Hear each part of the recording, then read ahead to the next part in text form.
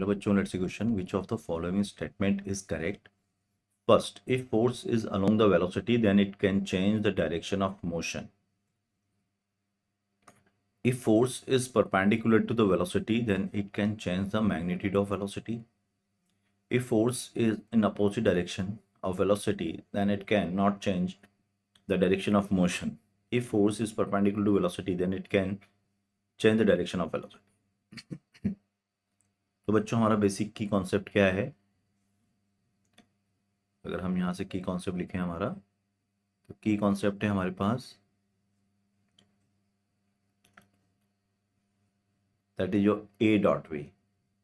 अगर ए dot v greater than zero है तो हम इसको बोलते हैं एक्सेलरेटेड मोशन, और अगर ए dot V less than zero है तो इसको हम बोलते हैं रिटार्डेड मोशन, और अगर ए डॉट वी परपेंडिकुलर है तो इसको हम बोलते हैं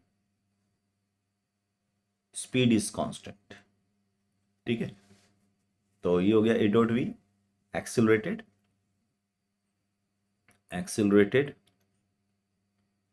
retarded and constant speed.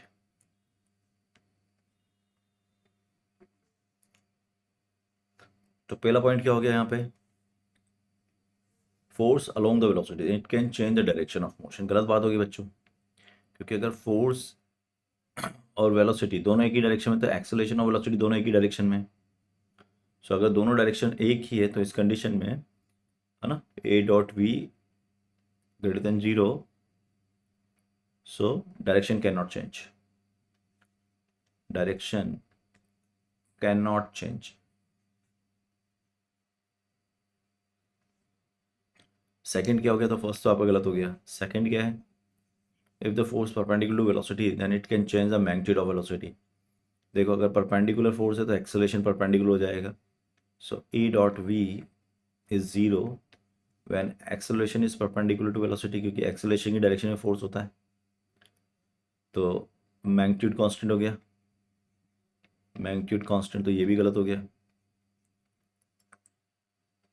Third देखो, if force is in opposite direction of velocity then it cannot change the direction of motion. ये गलत हो गया बच्चों. if force is in opposite direction of velocity then it cannot change the direction of motion. बिल्कुल कर सकता है, क्योंकि a डॉट v का मतलब क्या हो गया? लेस देन जीरो, तो ये रिटार्डेशन है.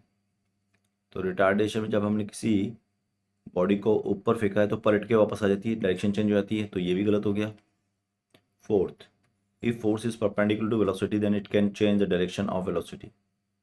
बिल्कुल सही बात है, मैग्नीट्यूड चेंज होगा नहीं. अगर ए डॉट वी परपेंडिकुलर है, ये जीरो हो गया, तो यहाँ direction can change, direction change होगी,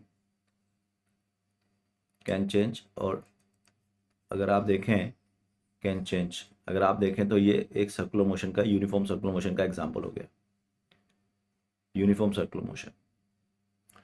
तो ये सही है आपका. तो राइट आंसर हो जाएगा इसका. Final answer is fourth and I hope you understood it. Best of luck.